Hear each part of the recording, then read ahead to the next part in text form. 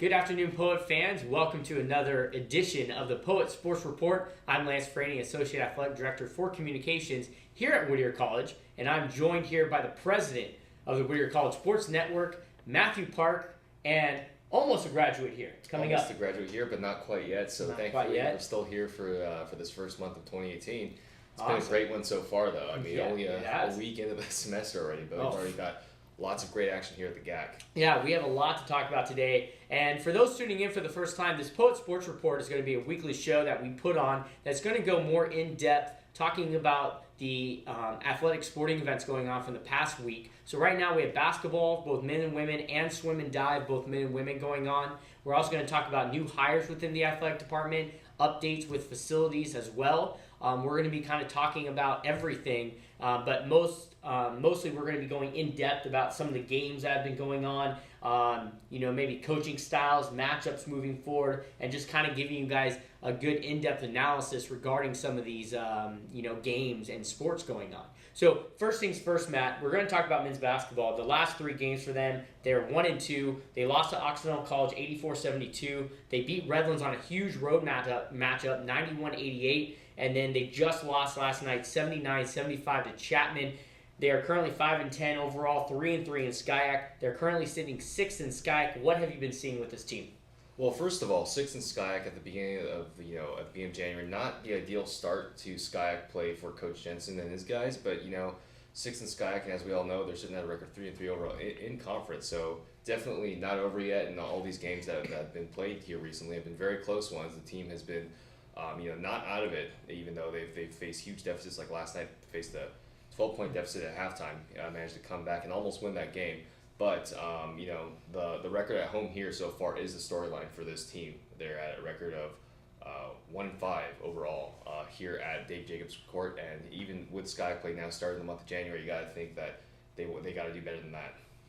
And you're looking at the away record. The Poets are perfect on the road right now in conference play right now. If you're looking at their schedule, they ended up beating Redlands on the road 91-88. They went on the road to beat Cal Lutheran 77-70 in an epic comeback that people are still talking about. And they also went on the road to beat Laverne 92-66. So they're a perfect 3-0 on the road. And then when you come back home, you're 1-6 right now this season. 1-6 at home in the Graham Athletic Center. And the GAC right now is supposed to be, the strength of the Poets. The Poet Pit, the fan base. And I get it, Matt. The kids finally got here back on the campus. It's been a long break. They're coming now back for Jan term. And there was a packed house last night, but the Poets were close to pulling off that huge win over Chapman. Yeah, I mean, you talked about that comeback win over Chapman last night. You have to think how much did that, the passion and fire and the tenacity of the Poet Pit really play into that, because, there have been 7 games played at home, 1-6 overall, on the season at home. But in a way, last night, I think, was the first real home game of the season. All the students back here in the stands, packed crowd with everyone into it. So I got to think that there's going to be better results coming up in the future for the Poets. And you think of some of the other home games that they had. The Caltech at home. Mm-hmm. They've played a number of games at home here with Gordon, UC Santa Cruz.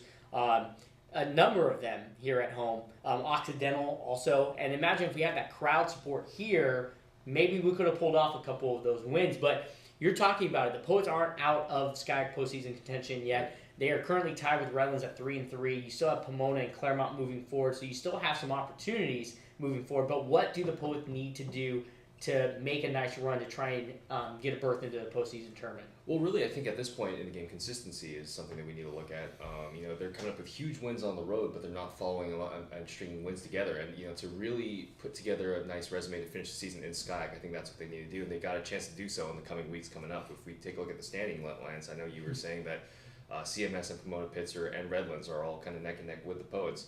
2 of those teams the Poets play in the next week. So I think in the next week or so, we'll really see where this team stands in conference. And right now, anybody can beat anybody in this conference right now. You see Caltech, when they played us here, they were shooting over 50% from the field, over 50% from three-point territory, and they were just shooting red hot. And right now, you're seeing Caltech second to last team in the conference, and I feel that loss to Caltech really hurt the Poets here early, because right now, they'd be going in with a much better record. They'd be 4-2 right now, and they'd be actually sitting pretty. So, again, it's anybody can beat anybody any given day, like I said. That was a great win. Caltech, hats off to them. They played a great game against us here at home. But again, moving forward, what players have really stood out to you right now, and what have you seen over the past few games? I think definitely Victor Nwaba has been the breakout player this season. He came onto the team this year and has really established himself as pretty much the guy moving forward. There's been lots of awesome performances coming off the bench too, as well as Joey Toyama and Ryan Henry, as we saw last night, shooting very, very well and knocking down some huge threes to put the Poets back in this game. So I think the Coach Jensen does have a very, very talented roster on his hands right now. So I'm honestly optimistic moving forward. But Victor Nwaba, the point leader at 260 coming into last night, definitely the player to watch moving forward. And you're looking at some of these stats that we have, from last night's game. We outscored the bench of Chapman 53-22 last night. And the game before that, we again hit over 50 points from the bench. So we have that support and the depth that we have. But again, have you been seeing some interesting sub-rotations from Coach Mark Jensen in his first season? Yeah, the sub-rotations is actually really interesting as far as, not only the substitutions, but the starting lineup. It looks like, Coach Jensen's still trying to, find that chemistry within the starting lineup. Here we are a week into January. It's nice to see though that there's guys that can come off the bench and still produce in the starting lineup. But I think moving forward, establishing some rhythm, consistency, and leadership within the starting lineup is going to be huge for this team. Yeah, and I think moving forward with some more home games coming up, I believe we have 3 home games left on the schedule. We've got Redlands, we've got Cal Lutheran. We've got a number of home games. We have 5 actually. Redlands, Cal Lutheran here this month, and then we got Laverne, Claremont, Pomona in the month of February. Hopefully the crowd is going to be a big factor that's going to help the Purple and Gold move forward and get some big wins here. Because again, that was our strength last year, was nobody could come in here to the GAC and beat us here at home. And right now it's been the opposite this year. So hopefully the tides will turn here moving forward late in the season. And moving forward, men's basketball, they travel to Claremont Mutt-Scripps next Wednesday. That game's going to be at 7 p.m. And you see with Claremont, they're in 3rd place right now at 5-7, 3-1. So they're doing okay. Nothing special. They're at 5-7 overall. We're at 5-10, and they're right in front of us. So again, it's going to be another great game to be looking forward to. And we talked about this kind of briefly before we started. Victor Nwaba sat out the last 14 minutes of last night's game, and everyone kind of was curious about what was happening there. And didn't know if it was a defensive thing where he got pulled for, something on the defensive end maybe. You're talking about maybe it was a matchup that Coach Jensen liked. What do you think it was? Yeah, that's a really interesting storyline coming out of last night's game, because ultimately with time winding down in a game where you're fighting for the lead, essentially. It went back and forth. There was a point where the Poets had a 6-point lead with 8 minutes to play. And and they were in a position to close it out. But what I think Coach Jensen saw in there was he liked the matchup that Joey Toyama was drawing, while he was subbed in for Nwaba. Okay. So I think that's one of those things that it's a tough situation, because if Coach Jensen pulls his leading scorer and they come out winning, no one's saying anything about it. But of course, he pulls his leading point scorer and then they come out with a 4-point loss, then that comes back big to haunt him. Toyama was shooting well. He was doing well. I'm also interested to see what it would have looked like if Nwaba was in the lineup with time winding down last night. Yeah, and of course, we're not in that huddle with him. We don't know what's going through the mind of Mark Jensen, who again is in his first season with the Purple and Gold as the head coach. He's been the assistant coach for 12 years, so he's been around head coach Rock Carter for a number of years. He played here at Whittier, but again, coming in with a different kind of mentality. But again, you're right. Joey Toyama came in and he was red hot, finishing with 15 points last night, and he was just nailing daggers last night from 3. And so again, you might be right. Coach Jensen might be right. A matchup. I think a lot of shots weren't falling for us last night, especially early in that first half. We had open looks. We just weren't knocking them down. But I really do have to be honest. The Poets played really well last night. And that second half, they really put a good thing together. They looked really good in that second half. They were forcing turnovers from Chapman. They just couldn't hold on for that victory at the end. So, we'll see what's going to happen moving forward here with the Poets men's basketball team. Hopefully, things are going to change. And they got a 3-game road stand, and I have to say they're perfect on the road right now at 3-0. And knock on wood right now, they got another 3 coming up. And if I was the opponent, I'd be watching out because again, Whittier wouldn't be the team you'd want to play on the road right now. I think by the time January 24th, we'll have a good idea of where this team's going to sit. You know, we have 2 games against CMS and Pomona Pitzer coming up, both teams ahead of the Poets in the standings. Now, the Caltech game should be a little bit of a revenge game for this team because I know for sure that's a game that back here at home over the break is something that a lot of these players feel like it was a game that they felt like they let slip. You know, Caltech just got hot at the right time. They didn't play good ball while they're here, but also I think that's a team the Poets should beat if they're the team that they think they are. And what they need, they cannot go on a 3-game losing skid over this break right now, or this 3-game road trip. That would be bad for the Purple and Gold. But again, I think they'll do okay. I think they're playing well right now. Again, like I said, it was 79-75 last night. You're keeping teams in the 70s. That's exactly what you want. It's just our offense was not clicking last night. Because right now you're seeing we're averaging 83.7 points per game. If you're doing that and you can hold opponents in the 70s, you're going to win ball games. You really are. So, again, interesting talk about men's basketball. There's a lot of great, a lot of rotation things going on. A lot of players. Our bench is doing really well. Coach Jensen is really talking about what he can do with a number of lineups that he has right now. So it's going to be interesting, like you said, Matt, to see how it goes over the next 3 games. And we'll have a good understanding of where they sit in the SCAC standings and where if they actually have a shot to make the postseason tournament from there. Yeah, and like you said, SCAC, any game's up for grabs. So, it's really, at this point in the season, I don't think it's fair to roll them out just yet. As I said, 6 overall, and we know at, SCAC games, anything can happen. The standings are, they're there, but, any team's beatable in the standings. So we'll see how things play out moving forward. One thing I do like from this team a lot this season so far is their fight. We saw the last couple games, we saw them be in huge holes and come back and have chances to win those games. And we talked about that Redlands game and that Kalu game on the road, both huge comeback victories. So this team does have a lot of fight, and that's something that you do like moving forward, especially as we get to the later stages of the season, bordering playoffs. So it'll be interesting it'll be a fun finish to the season for sure. Make sure you guys all tune in here on WCPoets.com. Now let's shift our attention. Now let's go on to the women's side. Oh yeah. Okay, we've talked a lot about the men's side, so let's move over to the women's side now. Head coach Roy Down, his second season. If you look at the women's schedule right now, they are currently 6-10, 3-4 in conference. So they're actually doing a great job in conference play right now, and they currently sit 5th in SCIAC. So they're actually doing a great job. They beat Cal Lutheran here at home, which we're going to be touching upon here shortly. They won 76-66, but right now they're on a 2-game losing skid, losing to Occidental 55-53. That came down to the last second shot. Tough game for them. Yeah. And then the game on the road last night against Chapman, where they got beat 80-54. And talking to head coach Roy Dow after that game, he said it was just one of those games, and that's kind of what he left me with. It was just one of those games. Yeah.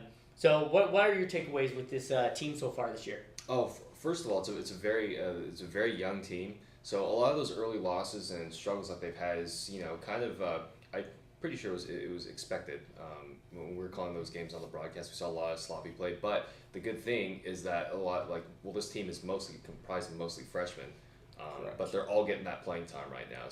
So whether they're making mistakes or not, or they're playing good basketball and coming away with wins, I feel like it's this season's it's going to be a really strong learning process and growing experience for this team as we move forward into Coach Dow's tenure here at Whittier.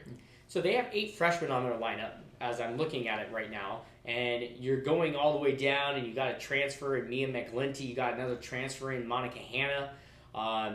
You've got a number of individuals and some great talent on this program, and if you're looking at their schedule, you're looking at their record, they're doing a great job. It's just the inexperience of that young squad that they have. Like that game against Occidental, watching that game, we were a much better program than Occidental. They ended up pulling it off at the end, but we were right there. Like we had it. We fell by 255-53. Just one of our lowest scoring games that we've had this season. But again, nothing to be sad about regarding this program as we currently sit 5th in the conference. If you look at standings, we're right behind Oxy, and again, that game we should have got here at home. Again, some of the calls didn't go our way. It was a tough officiating that night, as I recall. There were some costly turnovers. We forced a number of turnovers in that game, and I'll have to pull that up. But again, if we're pulling up the team stats here for that game, and you have the turnovers, we forced 24 turnovers. Oxy turned the ball 24 times, turned the ball over 24 times, and we scored 23 points off of them. It was just turnover city that night, but we just didn't capitalize enough off them. Yeah, definitely. But I mean, you talk about the youth of this team, but when you see when they're coming away with 24 takeaways and 23 points off those takeaways, it's a very promising sign moving forward. But also look at where they sit in the standings. If you at the beginning of the season, if you looked at this, mostly a very young team. If you said we'll be 3-4 in SCIAC during the beginning of January, I think that's something that we take all day. Oh, of course. And again, talking with Roy Dow last night, and that was the only thing he said was it was just one of those games. That's what it was. Yeah. And I get it. Chapman's a tough team, especially to play on the road. Carol Jew is a fantastic coach at Chapman, a tenured coach there.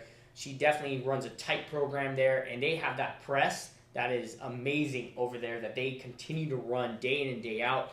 And, I don't know what really happened, but again, the Poets did, force a lot of turnovers last night by the Panthers. And again, the offense by Chapman was just too much. They even beat us in the rebounding category last night, which was surprising because if you look at our front line, Monica Hanna stands at 6'2".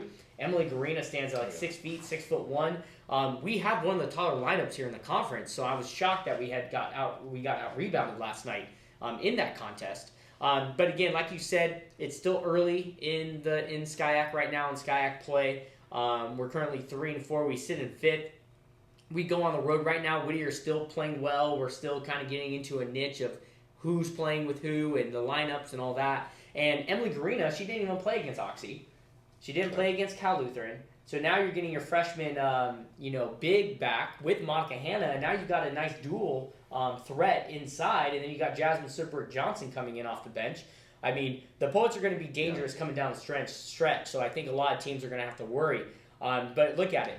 I think the Redlands game that they played on the road, they lost 56-50. They were shut out over the last 4 minutes. They tied the game up at 50, and they lost 56-50, so they were outscored 6-0 over the last 4 or 5 minutes of the game. Unlucky, but I still feel we're a better team than Redlands. I feel we're a better team than Oxy. And then, again, if you can get both those wins against Redlands here at home and Oxy on the road, you have a great shot to move into the postseason tournament as the 3 or 4 seed, I would say. Yeah, as far as you talked about the defensive capability of this team, I do like what I'm seeing though in the rebounding category specifically, and that's really the starting point to winning ball games, especially these tight ones like they just had last week against Oxy. If you look at the stats, offensively they're averaging 10.9 rebounds a game, and defensively 22.1 rebounds a game. So I think that's very impressive for a young team at this stage in the season and at this stage in their development. But also Monica Hanna, that 6'2" presence in the paint. Definitely a big difference maker for this team. And she's new. She's from Carson Newman University. She just got added here in the offseason right before the break here in December. And she's been a nice addition inside. She's going to be the tallest player within the conference. She's really, right when she got in, and she already hopped into games, she only had about 6 practices under her belt. And to this point, she still maybe has about 10 or 12 practices under her belt. So she's still kind of getting used to the offense and her teammates. But I still feel the women's basketball team is going to be in good shape coming down the stretch here. Absolutely, yeah.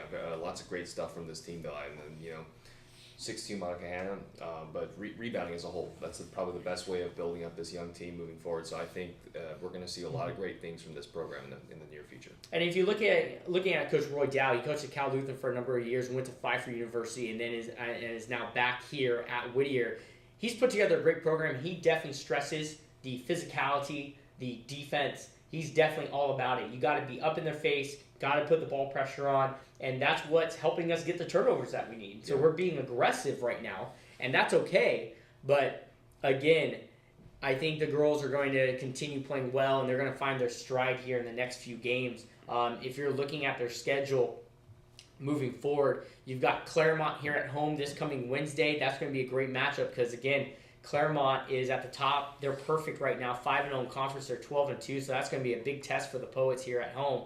And then they go on the road at Pomona. We already beat them here at home, so that's going to be a big game coming up. And right now, if you look at it, you got Claremont going to be a big matchup, tough matchup. And then after that, you've got Pomona, Caltech, Redlands, and Cal Lutheran.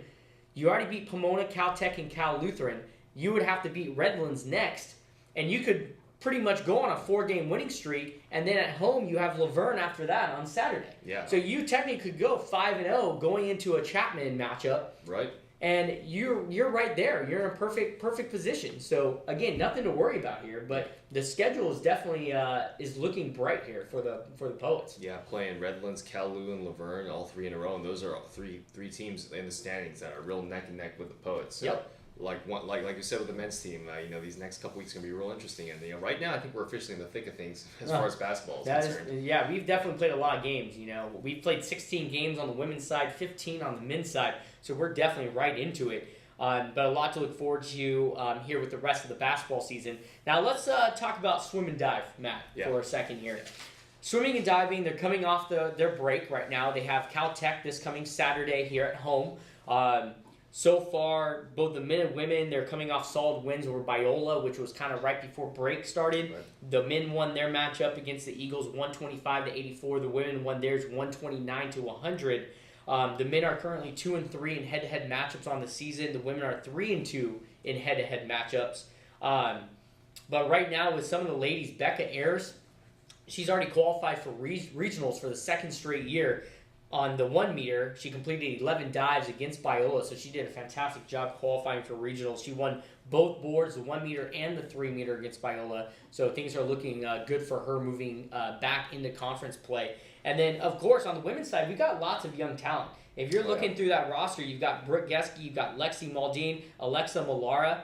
I mean, you've got some talent there on the women's side. And then you move on to the men's side, you've got Zoo Piggott from the transfer from University of North Carolina. I mean, there's a lot of bright side here, and the swim and dive team is actually looking very strong so far. And the number of articles I've written, there's a ton of national qualifying individuals we have on both of these teams. And I think going into Sky Championships later on, they're going to be a force to be reckoned with.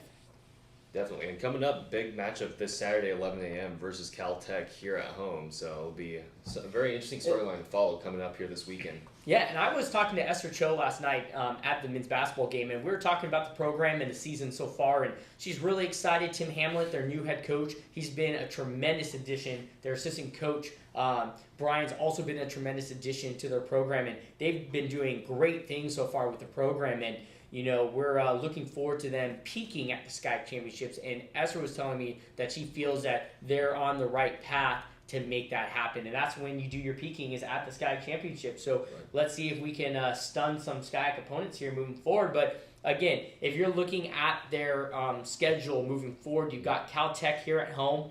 And then you're on the road at Cal Lutheran, at Redlands. And then you're back home at Oxy to cap off the season. And then you go into the championships.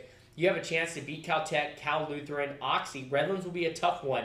But again, you never know with how strong our team is. And this is one of the stronger teams that I've seen, especially on the women's side, since I've been here since 2007. This is one of the better overall squads I've seen since I've been here. Very exciting to watch. Yeah, so both men's and women's poised to make a run here as we round out the month of January. As we get into February, right into the thick of things. Like you said, the beginning of the month, we have Redlands on the road, Oxy here at home, and then we're in the Sky Championships just like that. Okay, now, so that's swim and dive. Again, they're going to be moving into their matchup with Caltech this coming Saturday. So, hats off to them, wishing them best of luck in that matchup. Basketball have buys this coming Saturday, so they're going to be back in action next Wednesday. Again, women are going to be at home at 7 p.m. The men will be on the road at Claremont.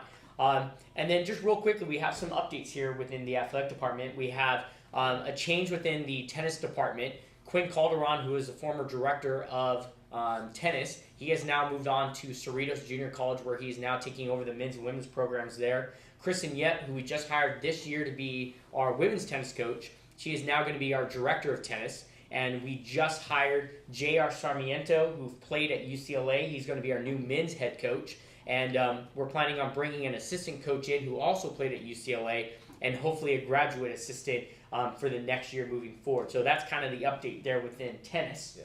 I wanted to ask you, Lance, as a former tennis player, how do you feel about all these new hires within the department? In regards to tennis in tennis. Yeah, So Quinn Calderon, this was going to be his third year that he was in. I just feel that there's been a lot of turnover within the tennis department.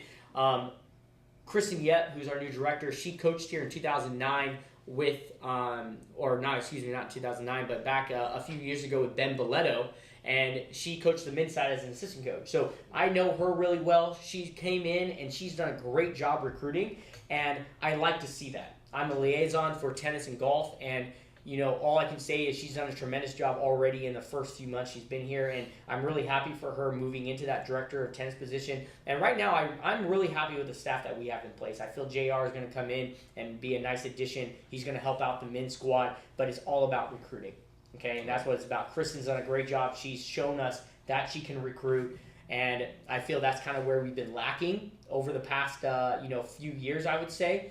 But again, the men's team is going to be good. They're going to be ranked probably top 35 in the country again this year. The women are actually building, so next year is going to be really, really exciting to see, I would have to say. But being a tennis alum and an alum here from Whittier, I'm really excited to see moving forward what the tennis program's going to bring. And I feel there's going to be a lot of upside, and I'm really excited to see what Kristen can do at the top. So. As we get into the spring, like you said, basketball's winding down, but we still are very much in the thick of things as tennis is set to start. Yeah. Beginning of the semester. And to touch upon, we have a new hire coming in as well. We're actually searching for a new Whittier College women's head soccer coach as well. Monica Gerardo ended up taking an assistant vice principal position at St. Mark's Lutheran School right in Hacienda Heights. So she's actually doing their leadership and doing vice principal duties over there. So we are currently in the interview process with a number of individuals for that position. So those have been going well. So we're going to have a response maybe tomorrow or by Monday of who our new coach is going to be here at Whittier for women's soccer. So you guys will have to stay tuned and check into WC Poets and make sure you check on that. And then the last update that I have, the baseball field. I was going to ask about Great that. renovations. Tons of renovations going on. You guys are going to have to come out and see it. The baseball alumni game is actually going to be coming up. It's going to be on Saturday, January 27th at 12:30 p.m. Mike Rizzo, our baseball coach, is taking signups for those alum that want to come play in it. So you can reach out to Coach Rizzo and you can sign up for that game. We're actually going to be doing our unveiling and ribbon cutting for the new facility. The dedication ceremony for Hugh B. Mendez Stadium and the Adam Elberg Field, that's going to go on at 10:30 a.m. on Saturday, January 27th. So make sure you guys are here for that induction ceremony. It's going to be a great time. And then right before the alumni game, and then batting practice will start at 11:30, and then the alumni game will start at 1:30. So a lot going on, a lot of updates. We have a new press box in. We have new seating. I actually just got the new foam pad seating for the stadium actually today. So we're actually going to be able to have foam seating out there. We're actually nice comfy seats, cushion seats now that we're going to put on. And right now, the stadium is done, but on the field, we're still finishing up the batting cages and the indoor pitching mounds that are all going to be covered. We're currently working on those right now, so hopefully those are going to be done by the 27th. So we're going to see, but that's going to be a really nice addition to that stadium. And of course, here at the Sports Network, we're very excited for that new press box, though. Oh, I know. Very excited about that. And we don't have to sit in the sun anymore. We don't have to sit in that little area now. We now have our own area, and we're really excited to be bringing all of the action here in the spring. And it's going to be a busy spring. Yep. We have a lot of home games. So we got baseball, men's lacrosse, track and field, men's tennis, women's water polo, men's golf. We have it all. We got a lot going on, and I'm really excited. Softball, baseball, getting after it. So we have a lot to look forward to. But again, that's our recap here for this week of the Poets Sports Report. We're going to be coming back with you with more updates weekly, and we're just going to keep you up to date with what's been going on within Poet Athletics, men's, women's basketball, the winter season with swimming and diving. And then once the winter season's done, we're going to then move over into the spring sports, and we're going to continue moving forward with this Poet Sports Report into the spring season because we want to make sure you guys are staying up to date. Okay, so once again, I want to thank you all for tuning in this afternoon to our Poet Sports Report. For Lance Franey, Matthew Park, we will catch you next week here on the Whittier College Sports Network.